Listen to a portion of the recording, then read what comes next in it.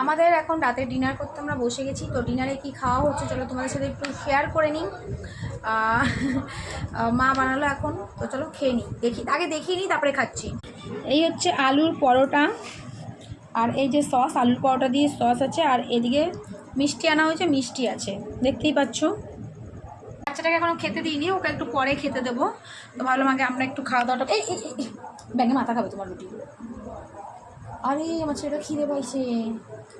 তো চলো আমরা খাওয়া দাওয়াটা করে নিই। Good night. আজকের দিনের মতন আজকের সারাদিন কাটলো, কালকে থেকে আবার নতুন একটা সকাল, নতুন জার্নি, আবার সেই এক ঘুম থেকে ওঠা, মানে একটা এক ঘেরামি একটা জীবন কাটাচ্ছি আর কিছুই না। মানে জীবনে কোনো রসকস নাই, শুধু সারা জীবন মিষ্টিতে রস আছে কিন্তু জীবনে কোনো রস নাই, রসকস নাই কিছু। সকাল হচ্ছে, রাত হচ্ছে, দিন হচ্ছে, এই চলছে।